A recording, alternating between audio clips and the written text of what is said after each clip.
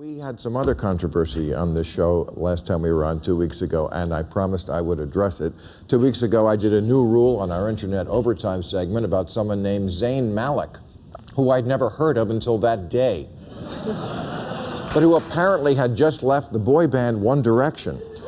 Well, the PC police, as usual, read way more into the joke than was actually there, so tonight, we're unveiling a new segment called Explaining Jokes to Idiots.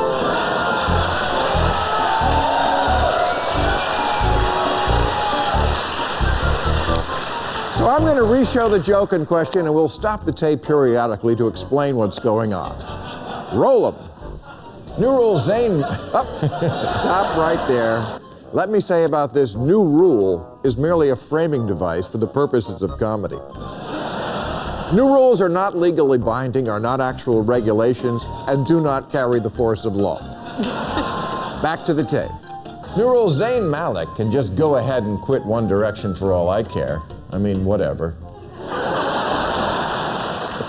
You see, the audience is laughing here because I'm taking on the attitude and dialect of a 12-year-old girl, when clearly I'm not a 12-year-old girl, I'm a 28-year-old man.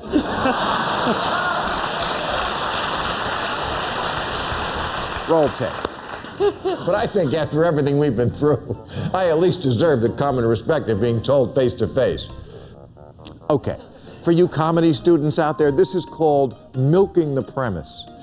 You see, now that I have the audience believing I care deeply about what happens to the band One Direction, me, a 28-year-old man, I take it even further and imply that Zayn and I have a personal relationship. Oh gosh, what am I going to do next? Let's see. Just tell me two things, Zayn. Which one in the band were you? Okay.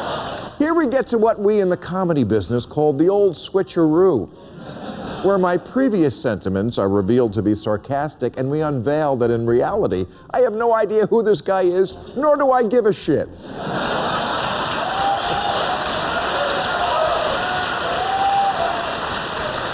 And I don't. I was a teenager in the 70s. My idea of a boy band is Crosby, Stills, and Nash.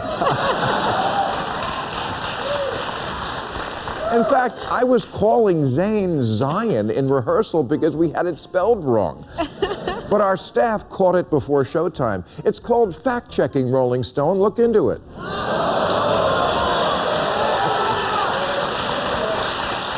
All right, now here comes the final punchline, or what we call the topper. Which one in the band were you? And where were you during the Boston Marathon? Oh.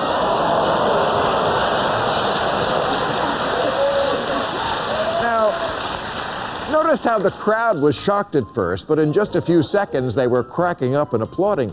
That's because they're not idiots, and they understand or get what the joke is, that they look alike. That's it. They look alike. Their facial features are quite similar, which is humorous because one is a murderer and the other is in a boy band where they only murdered the music.